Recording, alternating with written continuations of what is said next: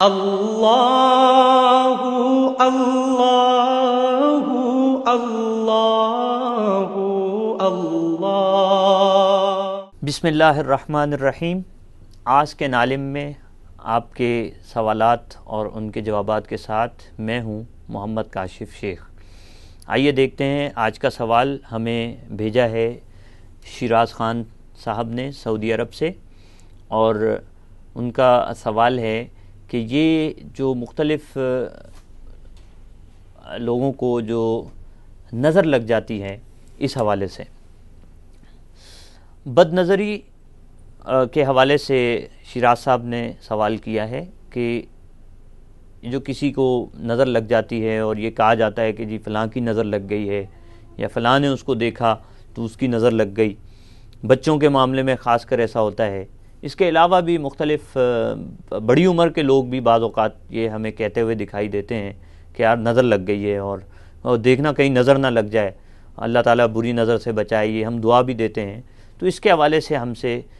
جاننا چاہا ہے کہ یہ اس کی حقیقت کیا ہے، کیا واقعی نظر لگ جاتی ہے، اور اگر نظر لگتی ہے تو پھر اس کا کوئی علاج بھی یقیناً ہوگا اور اس کا کوئی حل بھی ہوگا جس کو اختیار کر کے اس کے اثرات سے بچا جا سکتا ہے۔ اس سلسلے میں سب سے پہلے تو میں یہ عرض کروں گا کہ نبی اکرم صلی اللہ علیہ وسلم کی ایک بالکل واضح اور دو ٹوک حدیث ہے کہ آپ صلی اللہ علیہ وسلم نے ارشاد فرمایا العین حق، کہ نظر لگنا حق ہے۔ اور ایک اور حدیث میں نبی اکرم صلی اللہ علیہ وسلم نے اس سے بڑھ کر یہ بات فرمائی کہ اگر تقدیر پر کوئی چیز سبقت لے جا سکتی ہے تو وہ نظر ہے، یعنی نظر جو ہے وہ انسان کو جب لگتی ہے تو وہ تقدیر پر بھی سبقت لے جاتی ہے اور انسان اس کی وجہ سے بعض برے اثرات کا شکار ہو جاتا ہے۔ اس لیے نبی اکرم صلی اللہ علیہ وسلم نے جہاں نظر کو برحق قرار دیا ہے وہیں اس کا حل بھی پیش کیا، اس کا علاج بھی پیش کیا۔ فرمایا کہ استرقوا لہا فإن بها النظرہ، کیونکہ حضرت ام سلمہ رضی اللہ تعالی عنہا ام المؤمنین فرماتی ہیں کہ ایک بچی کو کے چہرے کے اوپر کوئی گہرے داغ پڑ گئے تھے، تو اسے جب نبی اکرم صلی اللہ علیہ وسلم نے دیکھا تو نبی اکرم صلی اللہ علیہ وسلم نے اس کے بارے میں یہ کہا کہ استرقوا لہا فإن بها النظرہ فإن بها النظرہ، کہ اس کے لیے دم کرو، اس کے اوپر کچھ پڑھ کر پھونکو کیونکہ اسے نظر لگ گئی ہے۔ تو اس سے یہ معلوم ہوتا ہے کہ نظر برحق ہے اور اس کا علاج بھی ہو سکتا ہے۔ اور اس کا علاج کیسے ہوگا؟ تو بہت آسان ہے۔ اس کا علاج قرآن حکیم کے ذریعے سے ہوگا، اس کا علاج اسی طریقے سے ہوگا جس طریقے سے نبی اکرم صلی اللہ علیہ وسلم نے بیان فرمایا ہے۔ لیکن یہ یاد رکھیے کہ ہم عام طور پہ بہت اس معاملے میں سینسٹیو ہو جاتے ہیں، بڑے حساس ہو جاتے ہیں، اور بڑی ہمارے دلوں میں جو ہے وہ پریشانی ہوتی ہے، اور بعض اوقات بہت اس معاملے میں جو ہے ہم وہ لوگوں کو کوئی برا بھلا بھی کہنے لگ جاتے ہیں۔ اور اس میں اتنا ضرور احتیاط رکھنی چاہیے کہ جب بھی آپ کوئی اچھی چیز آپ کو دکھائی دے، جب بھی آپ کو کوئی اچھا لگے، آپ کو کوئی یعنی آپ کے سامنے کوئی اچھا منظر آئے، تو اس پر آپ اللہ تعالیٰ کا شکر ادا کریں، اور آپ بارک اللہ کے الفاظ ضرور کہیں کہ اللہ برکت دے، اور آپ اس میں دعا بھی دے سکتے ہیں کہ اللہ تعالیٰ بری نظر سے بچائے، اللہ تعالیٰ نظر بد سے بچائے، یہ دعا بھی دے سکتے ہیں۔ اور ماشاءاللہ کہیں کہ اللہ تعالیٰ نے دیکھیے کتنا خوبصورت اللہ تعالیٰ نے جو ہے وہ اتنی خوبی عطا فرمائی ہے، کتنی خوبصورتی عطا فرمائی ہے، یہ سب کچھ اللہ کی قدرت سے ہے۔ تو کوئی نہ کوئی ایسا اظہار یا کوئی ایسا ذکر ضرور کرنا چاہیے جس سے جو نظر لگنے کا اس سے جو ہے وہ اندیشہ ختم ہو جاتا ہے اور اس سے نظر بد سے بچا جا سکتا ہے۔ اسی طرح اگر بالفرض کسی کو نظر لگ ہی جائے، اگر نظر لگ ہی گئی ہے اور کوئی اس سے متاثر ہو ہی گیا ہے، تو اس کے بارے میں پھر جو حل بتایا گیا ہے شریعت کے اندر، جو خود نبی اکرم صلی اللہ علیہ وسلم سے بھی اس کا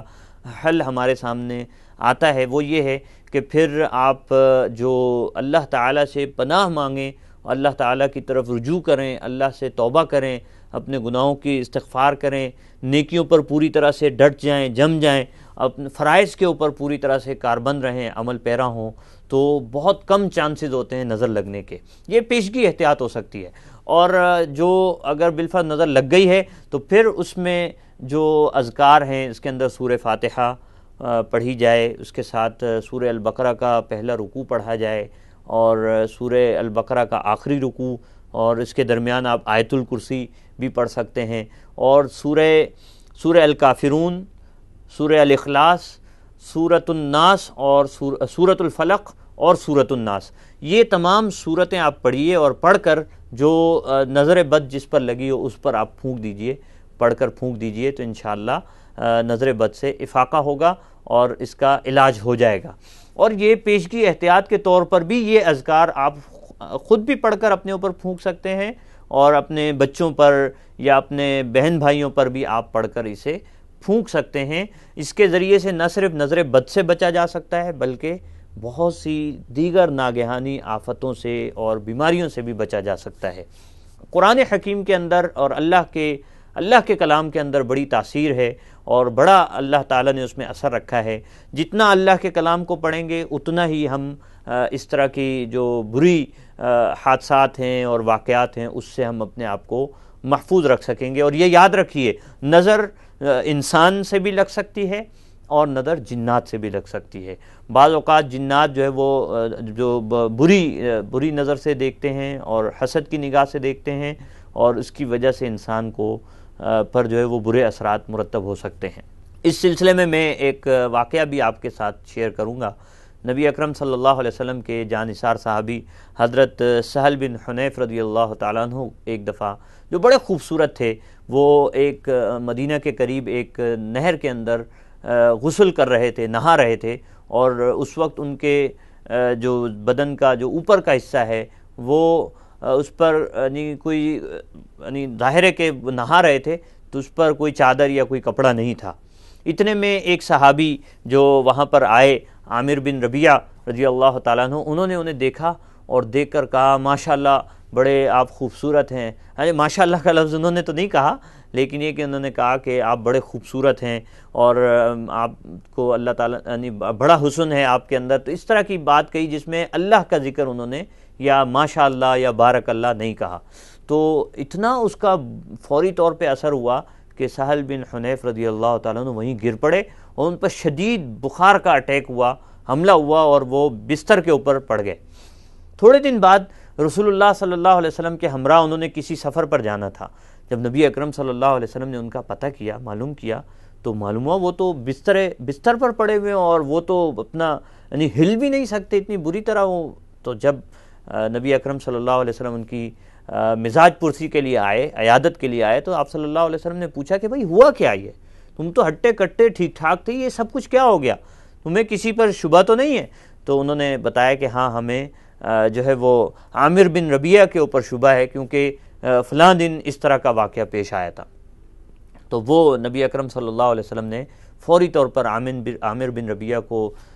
طلب فرمایا، اور عامر بن ربیعہ سے یہ کہا کہ تمہیں پہلی بات تو یہ کہ تم نے جب ان کی تعریف کی تھی تو ساتھ ہی تمہیں بارک اللہ کہنا چاہیے تھا، ماشاء اللہ کہنا چاہیے تھا، تم نے یہ غلطی کی کہ تم نے یہ نہیں کہا۔ اور اب تم ایسا کرو کہ جاؤ اور تم غسل کرو، اور غسل کا جو پانی ہو وہ لا کر کے ان پہ سہل کے اوپر ڈال دو۔ پھر ایسا ہی کیا گیا، حضرت عامر رضی اللہ تعالیٰ عنہ نے غسل کیا، اور غسل کر کے انہوں نے جو اس کا پانی تھا وہ لا کر کے حضرت سہل رضی اللہ تعالیٰ عنہ کے اوپر ڈالا، تو اس سے حضرت سہل رضی اللہ تعالیٰ عنہ کو نہ صرف کہ فوری افاقہ ہو گیا، بلکہ وہ جو نبی اکرم صلی اللہ علیہ وسلم کے ساتھ سفر پر جانا تھا تو وہ سفر پر بھی روانہ ہو گئے۔ تو یہ ناظرین آپ اس سے جان سکتے ہیں کہ نظر کے بارے میں جو میں نے قرآن و سنت کی روشنی میں بتایا کہ نظر برحق ہے، اور اس کا علاج بھی ہو سکتا ہے۔ اگر زیادہ نہ صحیح تو کم از کم آپ جو آخری دو صورتیں معوذتین جس کو کہا جاتا ہے، سورۃ الفلق اور سورۃ الناس، اس کو صبح و شام پڑھنے کا معمول بنائیے، اور اس کے ذریعے سے نظر بد کا علاج، مؤثر علاج کیا جا سکتا ہے۔ یہ تھا آپ کے سوال کا قرآن و سنت کی روشنی میں جواب، اور ہمیں امید ہے کہ آپ کی اس سے تشفی ہوئی ہوگی۔ آپ اپنے سوالات ہمیں ای میل بھی کر سکتے ہیں، ہمارا ایڈریس ہے qa@rah.tv۔ اب آپ اپنے میزبان محمد کاشف شیخ کو اجازت دیجیے، نئے سوال اور اس کے جواب کے ساتھ دوبارہ حاضر ہوں گے۔ اللہ حافظ۔ اللہ اللہ اللہ